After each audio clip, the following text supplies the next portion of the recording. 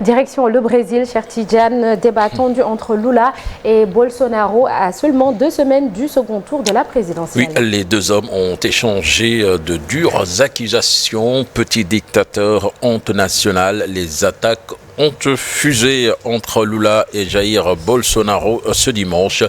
L'ex-président de la gauche, Luis Inácio Lula da Silva, s'est montré plus à son avantage au début, avec notamment de dures accusations, négligence de Jair Bolsonaro durant la pandémie de la Covid-19. Mais l'actuel chef d'État d'extrême droite s'est repris vers la fin.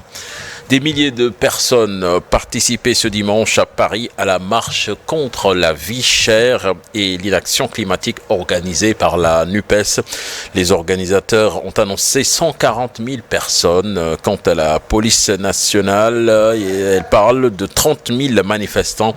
Un comptage indépendant a fait état de 29 500 participants. Une centaine de bus ont été affrétés de toute la France pour cette marche soutenue par des associations et certaines fédérations syndicales.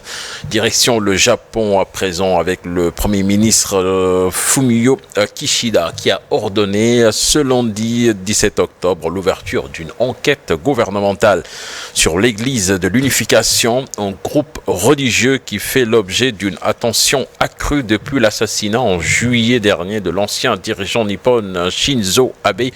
L'assassin présumé de Shinzo Abe, Tetsuya Yamagami, en voulait à cette organisation surnommée Secte Moon, à laquelle sa mère aurait fait d'importants dons menant leur famille à la ruine.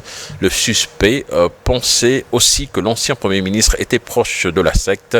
Le groupe a nié tout acte répréhensible, mais de nombreux anciens membres ont critiqué publiquement les pratiques de la secte, accusée d'imposer des objectifs de dons à ses fidèles, et les révélations sur ses liens avec des personnalités politiques de premier plan au Japon ont contribué à faire baisser la cote de popularité du gouvernement de Fumio Kishida.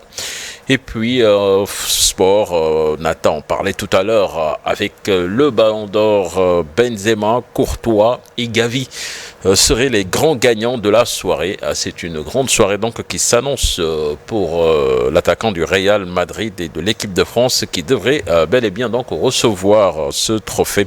Le média espagnol Marca donc qui confirme ce qui semble une évidence depuis quelque temps. Benzema va être titré à Paris et succéder à Zidane, dernier Français sacré.